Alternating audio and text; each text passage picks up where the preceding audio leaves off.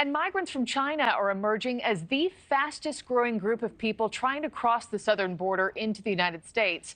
Officials saying more than 24,000 Chinese nationals came into the country via the southwest border back in 2023.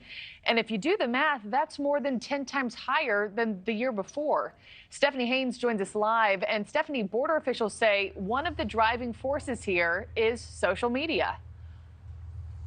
Exactly, Marky. You know, I spoke to someone who used to work in Border Patrol, and he says social media really helps demystify the process of passage into the United States, especially from the southern border. And if you take a look at CBP data right now, year to date, this fiscal year, there have been more than 18,000 encounters with Chinese nationals at the southern border. That is already way ahead of the record pace that was set last year. If you just take a look at some of the data we'll pull up for you, fiscal year 2023, there were more than 24,000 encounters at the southern border with Chinese nationals, up from 2,100 the year before and 450 the year before that. And this is video that News Nation captured along the border coming up in a second here near San Diego late last year. There could be a number of reasons why this is happening. That former Border Patrol officer says that based on his experience, people are coming over because they may want to leave life in China.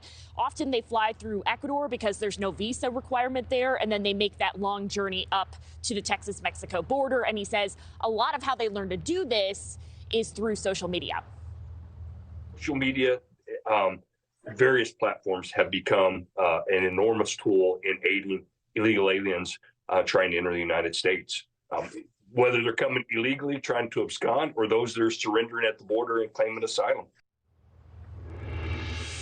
Department of Justice data shows that more than half of Chinese nationals who have applied for asylum have been granted that last year, compared to the going rate of about 14% on average for all nationalities.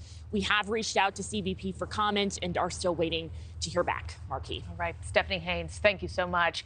Thanks for watching, everybody. Go to joinnn.com to find News Nation on your television provider. Also, don't forget to click that red subscribe button below to get more of News Nation's fact-driven, unbiased coverage.